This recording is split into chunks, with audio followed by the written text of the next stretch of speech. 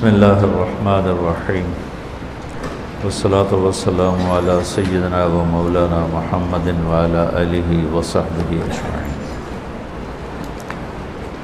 علامہ زرکشی مفسرین میں سے ہیں، وہ یہ فرماتے ہیں اگر قرآن کا کوئی نام رکھا جاتا، قرآن تو کہتے ہیں نا پڑھی جانے والی چیز قرآن، لیکن اگر اس کا کوئی نام ہوتا، جیسے انجیل نام ہے، زبور نام ہے، تورات نام ہے، ایسی اگر قرآن کا نام رکھا جاتا تو وہ سورہ ابراہیم کی یہ آیت اس کا نام بنتی، ھذا بلاغ للناس، یہ اللہ کا پیغام ہے لوگوں کو پہنچانے کے لیے، یہ اللہ کا پیغام ہے لوگوں کو پہنچانے کے لیے۔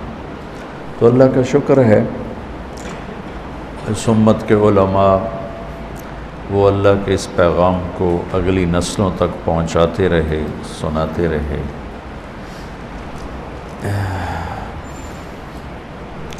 ایک کوتاہی میں پوری امت شریک ہے اور مجرم ہے کہ ہم آخری نبی کی آخری امت تھے، ہمیں اس پیغام کو لے کر پوری دنیا کے پاس جانا تھا اور انہیں سنانا تھا، یہ ہم نے چھوڑ دیا۔ اس لیے پچھلے 700 سال سے کوئی قوم اسلام میں داخل نہیں ہوئی، افراد داخل ہوئے ہیں، قوم آخری قوم جو اسلام میں داخل ہوئی وہ تاتاری ہیں۔ اب اس کو چپ کراؤ، وہ تاتاری ہیں، آخری قوم جو اسلام میں داخل ہوئی۔ 656 ہجری میں بغداد کو ہلاکو خان نے تباہ کیا، تو کوئی اس کے 20 سال کے اندر ساری تاتاری قوم مسلمان ہوئی دعوت کے ذریعے سے۔ وہ ایک الگ کہانی ابھی میں وہ نہیں سنانا چاہتا، لیکن اس کے بعد آج تک کوئی قوم پوری کی پوری اسلام میں آئی ہو، کوئی نہیں، کہ اس امت نے پہنچانے کا کام چھوڑ دیا۔ ھذا بلاغ للناس۔ آپس میں تو مدرسے بھی ہیں، خانقاہیں بھی ہیں، اور درس قرآن بھی ہیں، درس حدیث بھی ہیں، اور قرآن کی تفاسیر بھی ہیں، ہر زبان میں ہیں، خلاصے بھی ہیں، تفصیل بھی ہے، اجمال بھی ہے، بہت کام۔ لیکن یہ دنیا تک جانے والا جو تھا، ھذا بلاغ للمؤمنین تو نہیں نا، یہ پیغام ہے ایمان والوں کو سنانے کے لیے۔ اللہ کا فرمان ہے بلاغ للناس، یہ پیغام ہے لوگوں کو سنانے کے لیے۔ ہم بھی جو ابھی بیٹھے ہوئے ہیں تو آپس میں ایک دوسرے کو سنا رہے ہیں۔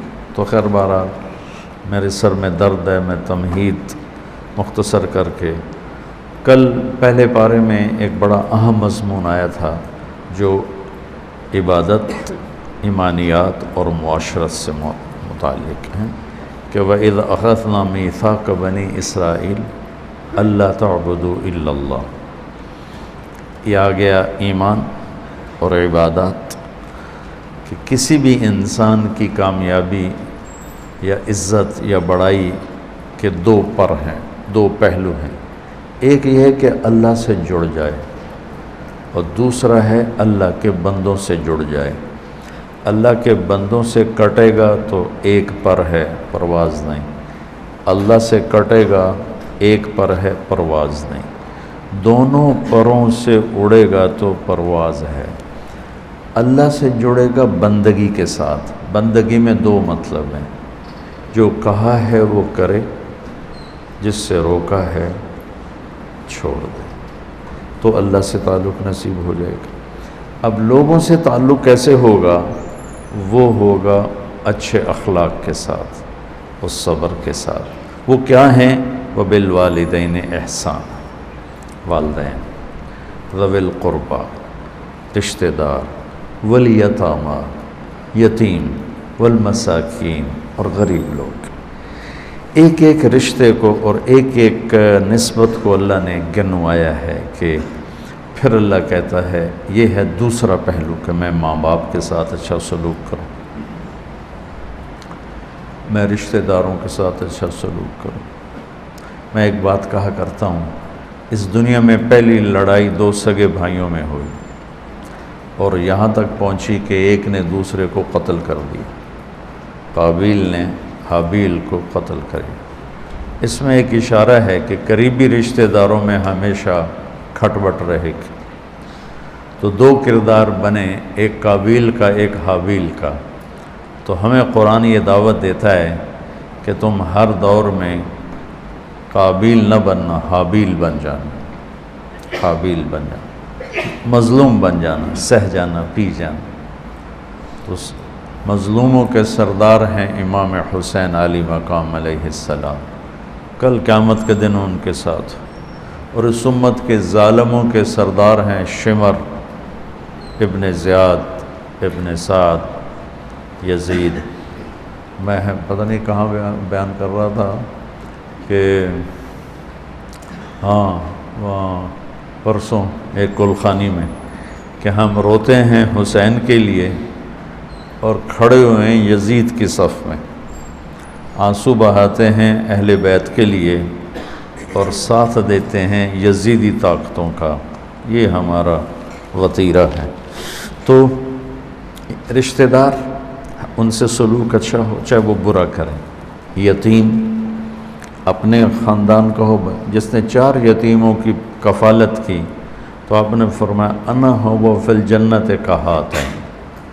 جس نے 4 یتیموں کی کفالت کی تو وہ جنت میں ایسے ہوگا جیسے یہ 2 انگلیاں، اس طرح۔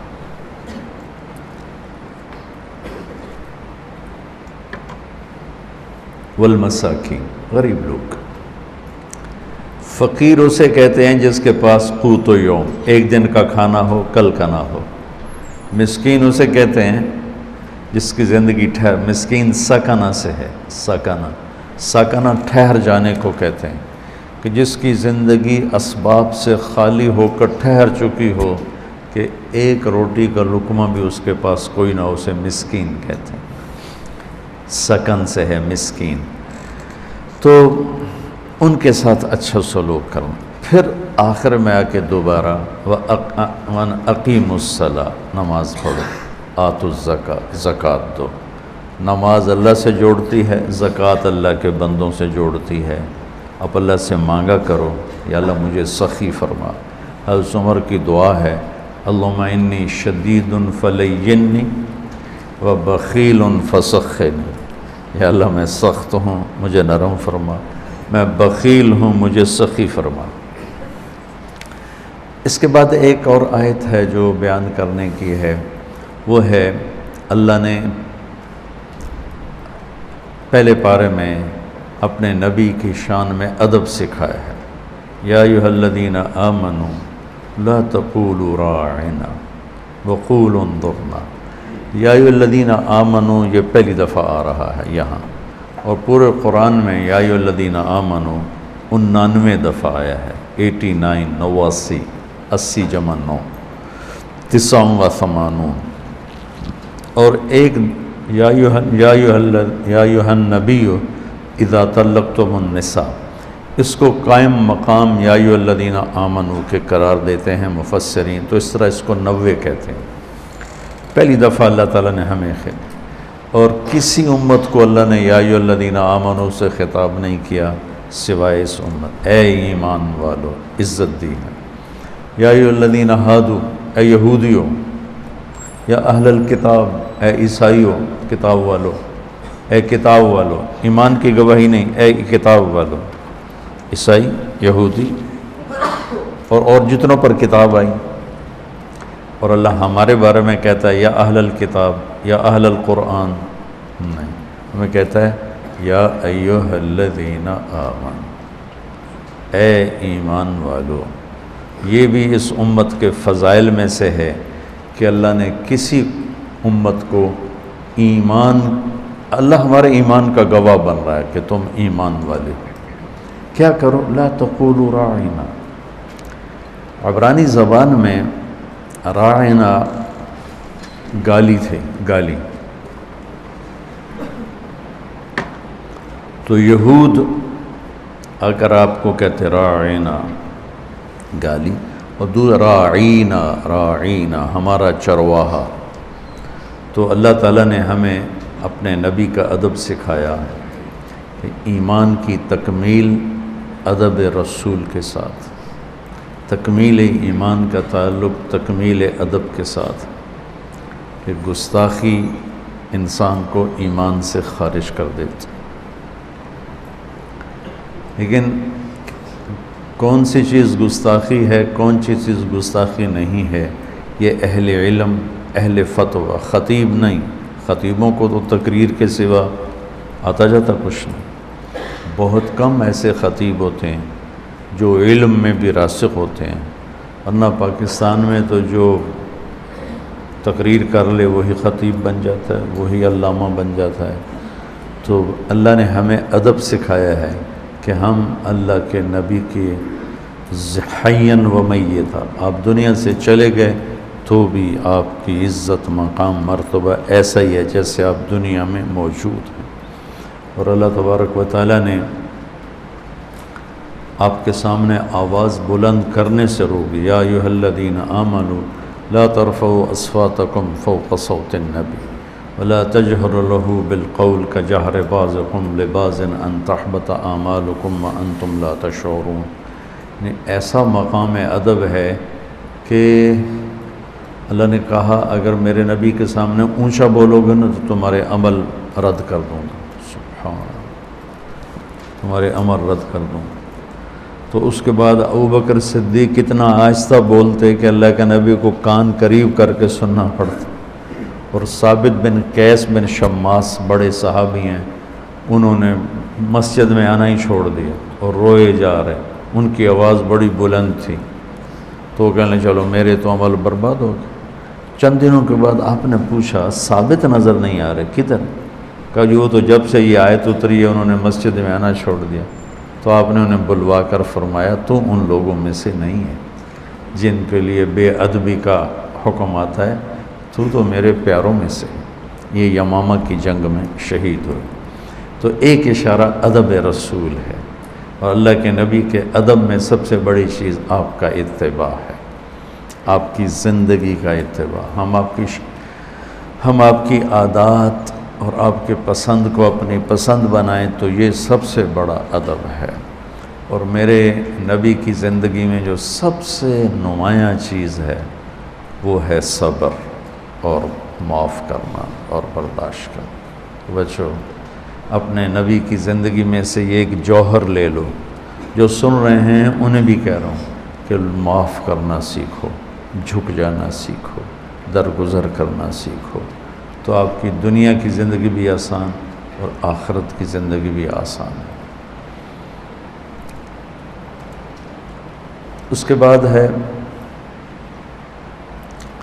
ابراہیم علیہ السلام کی ایک دعا ہے، اور اس دعا میں ہمیں چند اصول ملے ہیں وہ بتانا چاہتا ہوں. ہر ایک کی تمنا ہے کہ ہمارا ملک ایک اچھا ملک ہو، ہماری ریاست ایک اچھی ریاست ہو. تو اچھا ملک، اچھی ریاست کسے کہتے ہیں؟ اس کو ابراہیم علیہ السلام نے اپنی دعا کے ذریعے سے اشارتاً پیش کیا ہے. جب مکے کی بنیاد رکھی تو ابراہیم علیہ السلام نے پہلی دعا کی وَإِذْ قَالَ إِبْرَاهِيمُ رَبِّ اجْعَلْ هَذَا الْبَلَدَ آمِنًا. یا اللہ اس شہر کو امن والا بنا دے. ایک دعا. وَارْزُقْهُم مِّنَ الثَّمَرَاتِ. یا اللہ ان کو روٹی کھلا، نہیں ان کو پھل کھلا. روٹی نہیں مانگی، پھل فروٹ مانگا. ٹھیک، میں بعد میں وضاحت کرتا ہوں. تیسرا کیا مانگا؟ ربنا وابعث فیہم رسولا منہم یتلو علیہم آیاتک ویعلمہم الکتاب ویزکیہم. ان میں کوئی راہبر بھیج، رسول بھیج جو انہیں تیرا کلام سمجھائے اور تیری کتاب سکھائے اور اور حکمت سکھائے اور انہیں اچھا انسان بنائے، یزکیہم، اچھا انسان بنائے۔ کسی بھی فلاحی ملک کے لیے یہ 3 بنیادیں ہیں۔ پہلی کیا ہے کہ وہ پرامن ہو، وہ ملک پرامن ہو، کہ امن کے بغیر کوئی منصوب۔ پاکستان سے لوگ پیسہ نکال کے کیوں چلے گئے؟ امن کوئی نہیں، اور پاکستانی خود پیسے نکال کے کوئی کہیں نکل گیا، کوئی کہیں نکل گیا، امن کوئی نہیں۔ امن کے لیے 3 شعبے ہیں جو صحیح اپنے آپ کو کرنے کی کوشش کریں گے تو امن قائم ہوگا۔ ایک پہلے نمبر پہ عوام، عوام خود امن کے طلبگار ہوں۔ دوسرے نمبر پر پولیس، اور تیسرے نمبر پر عدالت۔ لوگوں میں دیانتداری ہو تو ویسے ہی امن قائم ہو جائے گا۔ لوگوں میں کھوٹ ہو اور پولیس میں دیانتداری ہو تو کھوٹے دب جائیں گے، رک جائیں گے۔ پولیس میں کھوٹ ہو اور عدالتوں میں دیانتداری ہو اور انصاف ہو تو پولیس بھی دب جائے گی، رک جائے گی۔ اب مسئلہ اس وقت یہ ہے کہ ہم عوامی طور پر بھی بددیانت ہیں، پولیس کی سطح پر بھی بددیانت ہیں، اور ہماری عدالت بھی بددیانت۔ بددیانت سے میری مراد ہے یہ نہیں کہ ہمارے پاس کوئی جج، کوئی وکیل دیانتدار نہیں، بہت سے ہیں، لیکن نظام عدل جس میں انصاف ملتے ملتے عمر گزر جائے، اس پر بھی اللہ کی لعنت کہ 20 سال کے بعد کیس کا فیصلہ ہو رہا ہے۔ ایک آدمی 20 برس جیل میں پڑا ہوا ہے، 20 برس کے بعد فیصلہ ہوتا ہے کہ آپ بری ذمہ ہیں، آپ کے ذمہ کچھ نہیں ہے، تو اس کو بھی انصاف نہیں کہتے، یہ بھی ظلم عظیم ہے۔ تو بچوں، پہلی چیز یہ ہے کہ عوام میں امن کی طلب ہو، اور امن کی طلب کے لیے میں کوئی قانون سے نہیں ہوگا، آپ سے ابتدا کرتا ہوں۔ آپ پوری دنیا کے لیے پرامن بن جاؤ۔ کبھی آپ نے سوچا السلام علیکم ورحمۃ اللہ، السلام علیکم ورحمۃ اللہ؟ ایک بار ہم ملتے ہیں السلام علیکم، تو وعلیکم السلام۔ میرے نبی نے فرمایا جنت میں نہیں جا سکتے جب تک محبت نہ کرو، اور محبت نہیں کر سکتے، جنت میں نہیں جا سکتے جب تک ایمان نہ لاؤ، اور ایمان نہیں بن سکتا جب تک محبت نہ کرو، اور محبت بن نہیں سکتی جب تک ایک دوسرے کو سلام نہ کرو۔ اس کا عام مطلب یہ لیا جاتا ہے کہ ایک دوسرے کو السلام علیکم کہو، یہ بھی ٹھیک ہے، لیکن اس سے جو میں اس سے اگلا مطلب بیان کرنے لگا ہوں، السلام علیکم، آپ پر سلامتی ہو۔ ایک پیغام ہے کہ میرے بھائی، میں آپ کو کبھی کوئی دکھ نہیں پہنچاؤں گا، میں آپ کے لیے سلامتی ہی سلامتی ہوں، میری طرف سے آپ کو کوئی دکھ نہیں پہنچے گا۔ سبحان اللہ، کیا کمال۔ السلام علیکم، ادھر جتنے نمازی ہیں بھائی، تم سب کو میری طرف سے سلام ہو، میں تمہارے لیے سلامتی ہوں، کوئی دکھ نہیں پہنچاؤں گا۔ السلام علیکم بھائی، آپ جتنے اس طرف بیٹھے ہو، آپ سب کو میرا سلام ہو، میری طرف سے آپ کو کوئی دکھ نہیں پہنچے گا۔ ہم میں ہر فرد دوسرے کے لیے امن بن جائے۔ کوئی ایسا میرے بچوں شعبہ نہیں ہے کہ حکومت ہاتھ میں آئے گی تو دین آ جائے گا۔ دین ایک صفت ہے جو سیکھنے سے حاصل ہوتی۔ دیکھو نا، میں ابھی اعلان کروں کہ تم سب کل تک سب بخاری کے حافظ بن جاؤ، جو نہیں بنے گا اس کا سر کاٹ دوں گا، بن سکو گے؟ نہیں۔ میں اعلان کروں کل تک سارے بخاری شریف کے حافظ بن جاؤ تو ایک ایک کو 10-10 کروڑ انعام دوں گا، بن جاؤ گے؟ نہیں۔ میں تمہارے پاؤں پکڑ لوں تم میرے شاگرد ہو، میرے بچے ہو، کل تک مجھے بخاری کا حافظ بن کے دکھا دو، میری منتوں سے تم بن جاؤ گے؟ کوئی ادھر مشین ہے بے ادھر سے ڈالوں تمہیں غیر حافظ اور ادھر سے نکالوں حافظ؟ کوئی ہے ایسی مشین؟ ہے کوئی نہیں۔ تو دین شعبدے بازی کا نام نہیں۔ ایک جو ہمارے ملک میں اللہ رسول کا اتنا تعارف نہیں ہے جتنا ولیوں کا تعارف ہے۔ ولیوں کا تعارف کرنا، ان کی زندگی پڑھنا ہمارے ایمان کا حصہ ہے، لیکن ہم ہندی معاشرت سے متاثر ہیں۔ ہم نے ولیوں کو بھی اللہ کے قریب پہنچا دیا اور جھوٹی سچا جو کچھ چاہا لکھ دیا۔ اس امت نے دین کو بچایا ہے سند کے ساتھ، یہ تھوڑا ہے کہ جو مرضی لکھا ہوا آمین۔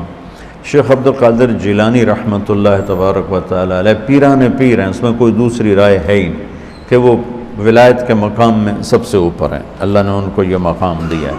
لیکن ان کے بارے میں جھوٹی باتیں، سلام پھیرتے تھے، جب ادھر منہ کرتے تھے تو ادھر والے علماء بن جاتے تھے، اور ادھر منہ پھیرتے تھے تو ادھر والے حافظ بن جاتے تھے، اور وہ ان پڑھ کہتے ہیں سبحان اللہ۔ ارے بھائی ایسا نہیں، میرے نبی سے بڑی نظر ہے جیلانی کی، قطب سبحانی، پیران پیر، جتنے ٹائٹل دو تھوڑے ہیں، لیکن میرے نبی کے سامنے تو وہ ایک تنکے کی حیثیت نہیں رکھتے ہیں۔ ساری ولایت تو بہت چھوٹی چیز ہے، سارے انبیاء اکٹھے ہو جائیں تو میرے نبی کے سامنے کیا ہے؟ کچھ بھی نہیں۔ تو میرے نبی سلام پھیرتے تو عالم بنا دیتے، ادھر سلام پھیرتے تو حافظ بنا دیتے، آپ نے تو کیا نہیں، تو یہ پیران پیر کیسے کر دیا؟ یہ اس قسم کے جھوٹے قصوں نے وہ دین کا حلیہ بگاڑ دیا، دین کی شکل بگاڑ دی۔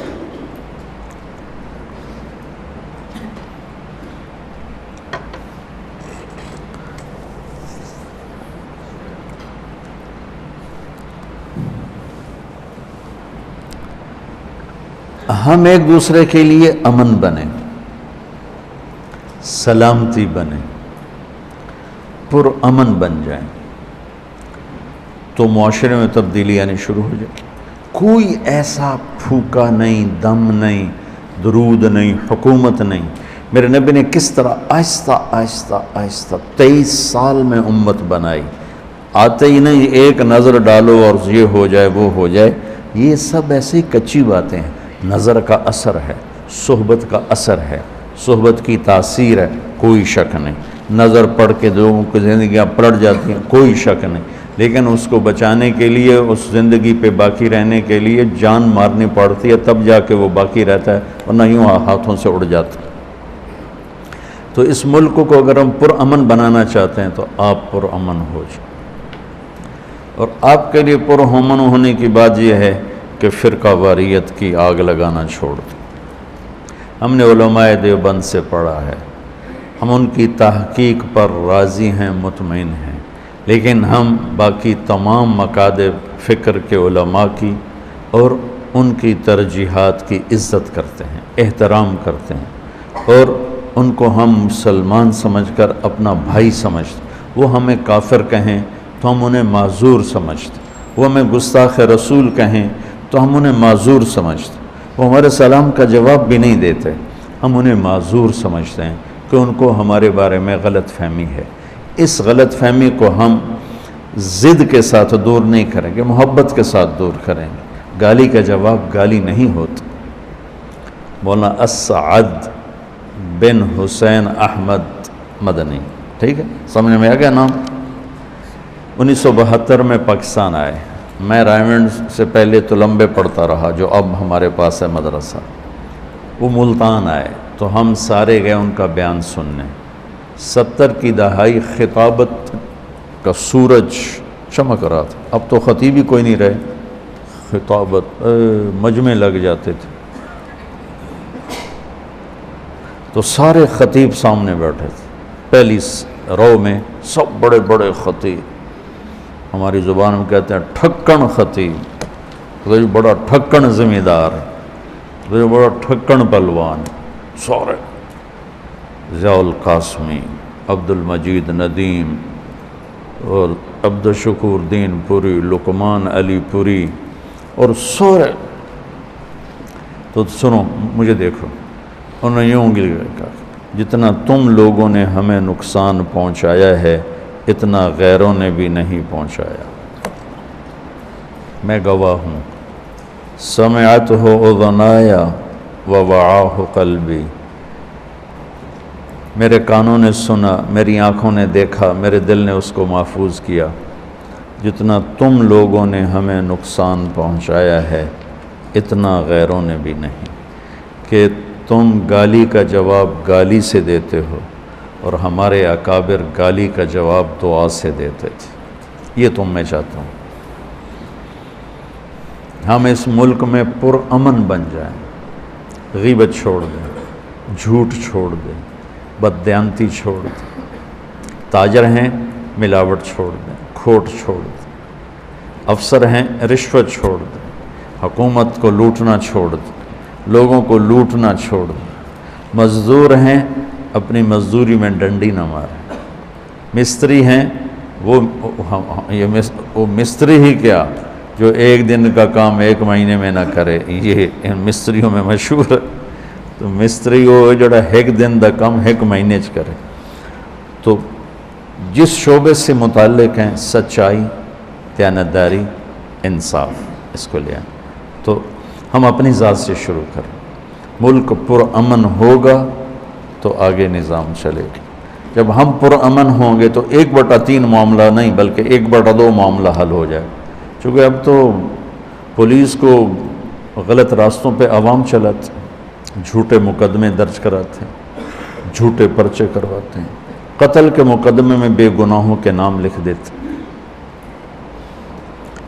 تو ہم پولیس والا کوئی سن رہا ہے تو غلط FIR کاٹنا چھوڑ دے، کوئی وکیل سن رہا ہے تو وہ غلط مقدمے لینا چھوڑ دے، کوئی جج سن رہا ہے تو اپنے قلم کو بیچے نہیں، ان قریب اس کے قلم کی قیمت اللہ لگائے گا کہ ایک دن کا عدل 60 سال کی عبادت کے برابر ہے۔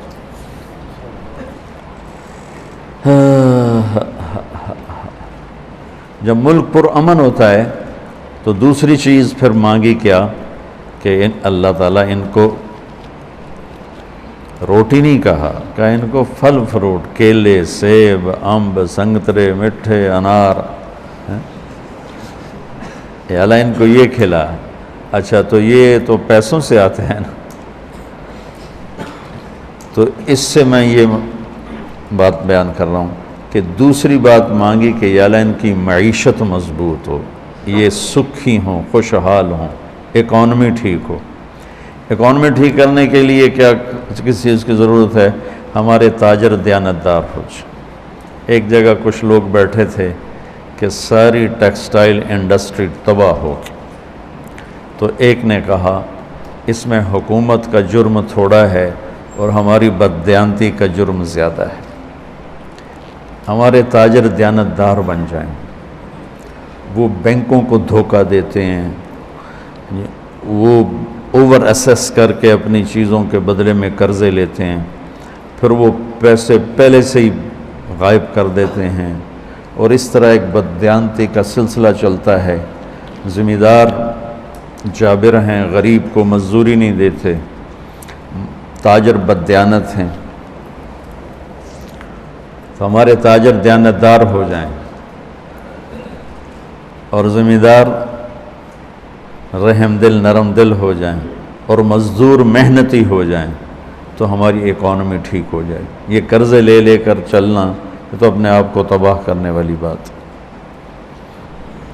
معیشت کے درست ہونے، جتنے یہودی ہیں آپس میں سودی قرضے نہیں لیتے، ان کے اپنے بینک ہیں، وہ سود پہ قرضہ نہیں دیتے۔ تو ہمارا تاجر اپنے بازار میں سچائی لے آئے، دیانتداری لے آئے، اور سود کو نکال دیں اور جھوٹ کو نکال دیں، تو ملک کی معیشت بحال ہو جائے گی۔ جب تک سود باقی ہے، جھوٹ باقی ہے، اور ایک اور چیز ادھار، ہمارا سارا کاروبار ادھار پہ چلا گیا ہے، تو وہ اتنا خوفناک ہو گیا ہے کہ ادھار لیتے ہیں، ادھار دیتے ہیں، تو چیزوں کی اصلی قیمتیں چھپ کے رہ گئیں۔ تو معیشت کو مضبوط بنانے کے لیے دیانتداری، سچائی، سود سے پاک، سٹے سے پاک، جوئے سے پاک اور ادھار سے پاک جب کاروبار ہوگا تو معیشت مضبوط ہو جائے گی۔ اور زمینداروں میں محنت کوئی نہیں، زمینیں ٹھیکے پہ دے دیتے ہیں اور خود بیٹھ کے حقے پیتے رہتے ہیں، تاش کھیلتے رہتے ہیں۔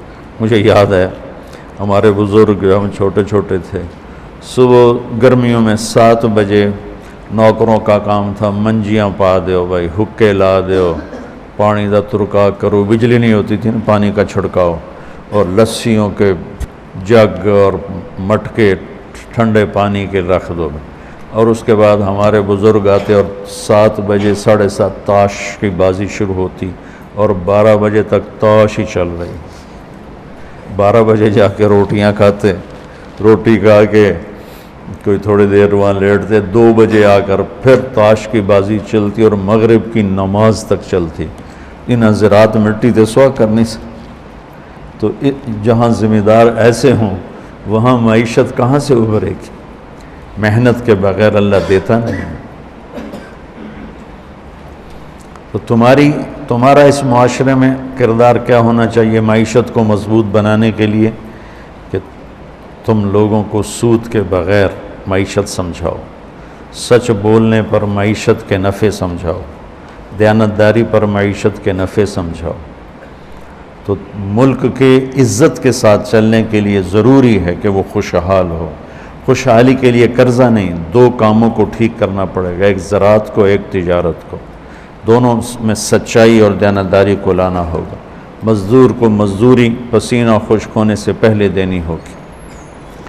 تیسری بات کیا مانگی ابراہیم علیہ السلام نے؟ کہ یا اللہ ان کی تربیت کے لیے بھی کسی کو بھیج۔ تو نظام تعلیم، میں اسکولوں کے نظام تعلیم کو روتا رہتا ہوں، لیکن ہمارے تو مدرسوں کا نظام تعلیم بھی ایسا ہے کہ اس سے نکل کر جو بچہ باہر آتا ہے، اللہ کی قسم اس بچے کی قربانی میں کبھی شک نہیں کرتا، بلکہ اس کو دونوں ہاتھوں سے سلام کرتا ہوں کہ اس نے 11 سال اپنی زندگی ایک 4 دیواری میں دے دی، لیکن جب وہ نکلتا تو ایک منفی ذہن لے کر نکلتا ہے، نہ اسے قرآن کے ساتھ مناسبت ہوتی ہے، نہ حدیث کے ساتھ مناسبت ہوتی ہے، نہ اسے شریعت پر گہری نظر ہوتی ہے، وہ صرف چند فقہی مسائل جانتا ہے۔ تو کہا یا اللہ ایک نبی بھیج جو ان کے اخلاق بھی بنائے، جو ان کو تزکیہ بھی سکھائے، ان کا تزکیہ بھی کرے، ان کو کتاب بھی سکھائے۔ تو آپ علماء انبیاء کے وارث بننے والے ہو، آپ امت میں جاؤ تو ان کو فرقہ واریت میں نہ پھنساؤ، انہیں ان کو دین سمجھاؤ، انہیں دین کی طرف لے کر آؤ۔ ایک پرانی بات ہے، ایک پروفیسر رائمنڈ آیا اور چلنا شروع کیا، پھر مجھے ملے، کہنے لگے میں رائمنڈ آیا اور 1 ہفتہ میں چپکے سے رہا، تشکیل نہیں کرائی، اور ہر مجلس کو میں نے اٹینڈ کیا کہ کسی مجلس میں مجھے کوئی فرقہ واریت کی بات ملے، لیکن 7 دن میں ایک مجلس میں بھی کسی فرقے کے خلاف جب میں نے بات نہیں سنی تو پھر میں نے چلہ لگایا۔ میں نے کہا تم تو 7 دن کہہ رہے ہو، میں نے 7 سال رائمنڈ میں پڑھا، میں اپنے استادوں کو جو مر گئے ان کے لیے دعا گو ہوں، اللہ ان کے درجے بلند کرے، جو زندہ ہیں میں ان کے پاؤں چومتا ہوں، کہ میں قسم اٹھا کے کہتا ہوں 7 سال میں ہمارے استادوں نے کبھی بھی بریلوی کے خلاف، شیعہ کے خلاف، وہابی کے خلاف، غیر مقلد کے خلاف ایک لفظ نہیں بولا، ایک لفظ۔ انہوں نے ہمارے ذہنوں کی تختی صاف کی اور اس میں کوئی منفی چیز لکھنے نہیں دی۔ یہی میں تم میں چاہتا ہوں کہ اللہ کرے تم ایسے زہریلے نہ بنو، دیوبندیت تمہارے بنیان کی طرح ہو اور امت پناہ تمہارے کرتے کی طرح ہو، کہ سب کو سینے سے لگے۔ میں یہ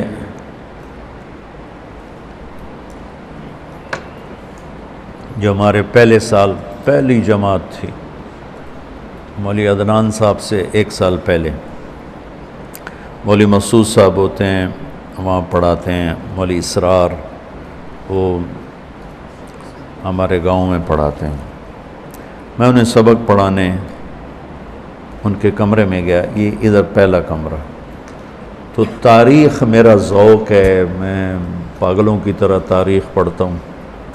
تو ایک کتاب ریک میں لگی ہوئی تھی اور تھوڑا سا باہر تھی ایسے، تو میری نظر پڑی فتوحات.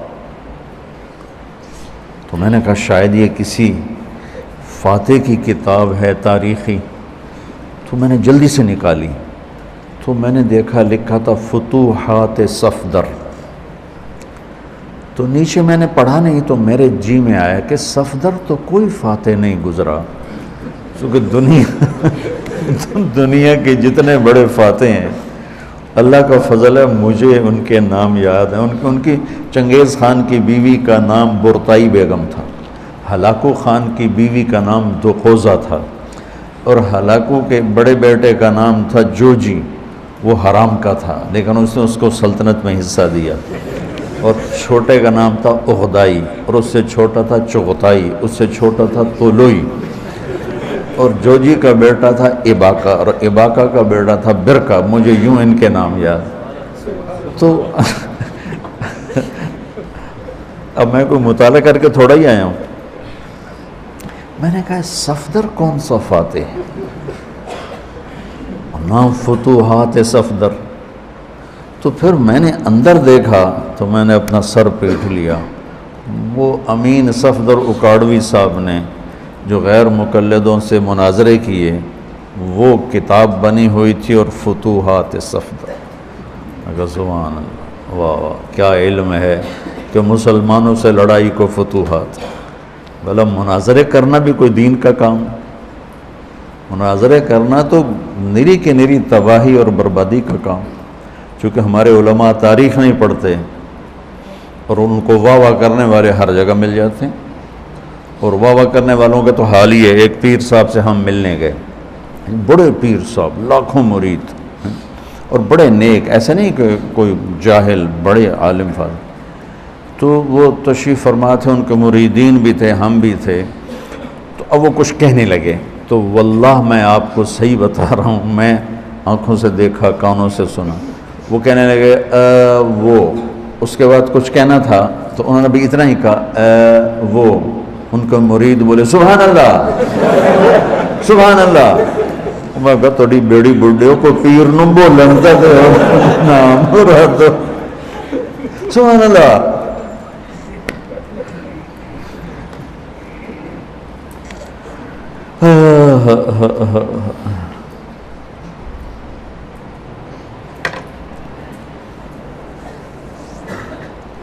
تو کسی ملک کی جو ایک فلاحی شکل ہے وہ ان تین چیزوں سے بنتی ہے: امن ہو، معیشت ہو، اور تربیت ہو. ہمارے جو دینی مدارس ہیں ان میں بھی تربیت کوئی نہیں رہی، اور اسکول کالج تو کاروباری ادارے ہیں، وہ کوئی تربیتی ادارے کوئی نہیں ہیں. اور والدین ایسے پاگل ہیں کہ اپنی اولاد کو پڑھائی پڑھائی پڑھائی پڑھائی پڑھائی اور اس پوزیشن لو. بچے نفسیاتی مریض ہو. کئی بچے خودکشی کرنے کے اخباروں میں آتے ہیں کہ وہ ٹیسٹ کلیئر نہیں کر سکا، اس نے اپنے آپ کو مار لیا. کہ ماں باپ کا اتنا اندھا دھند پریشر ہوتا. رزق بیٹا پڑھائیوں پر نہیں ہے، ماتھے پر. اور دن رات کے واقعے دنیا دیکھیے، ان پڑھ لوگ کروڑوں اربوں روپے کے کاروبار کر رہے ہیں، اور بڑے بڑی ڈگریوں والے ان کی نوکریاں کر رہے ہیں. تو والدین سے کہتا ہوں کہ اپنے بچوں کو ٹائم دو. اگر اپنے بچے کو ایک اچھا انسان بنانا چاہتے ہو، پہلے 10 سال ان کو دے دو، باقی ساری زندگی وہ تمہیں دے دیں گے. تو یہ چند باتیں اور بھی ہیں، لیکن آج میرا سر ساتھ نہیں دے رہا، تو آج اسی پہ اکتفا کرتے ہیں کہ ابراہیم علیہ السلام نے ایک خاکہ پیش کیا ہے کہ اچھا ملک کسے کہتے ہیں. امن ہو، اکانومی ہو، علم ہو، تربیت. اللہم لک الحمد کما انت اہلہ فصلی علی محمد کما انت اہلہ وفعل بنا ما انت اہلہ انک اہل التقوی و اہل المغفرہ. یا اللہ، یہ ہمارے درس کا سلسلہ ہمت دے. یا اللہ، سر درد رکاوٹ بن رہا ہے، اے اللہ میرے سر درد کو دور فرما اور اسے پورا کرنے کی توفیق عطا فرما۔ ہمارے ان بچوں کو اور جو بھی سن رہے ہیں، جو ہمارے مدارس میں سن رہے ہیں یا باہر سن رہے ہیں، ان سب کو رمضان کی برکتیں نصیب فرما، پوری امت کو نصیب فرما، پوری امت کو رمضان کی قدردانی نصیب فرما۔ اس رمضان کو امت کی ہدایت کا، عزت کا، بلندی کا ذریعہ وسیلہ بنا۔ جہاں جہاں تیرے محبوب کی امت کٹ پٹ کے گئی، ٹکڑے ٹکڑے ہو گئی، انہیں دوبارہ اپنے گھروں میں واپس پہنچا، ان کو عزت والا رزق دے، محفوظ زندگی عطا فرما۔ یا اللہ تو ہم سے، ان سب سے، سننے والوں سے راضی ہو جا، آمین۔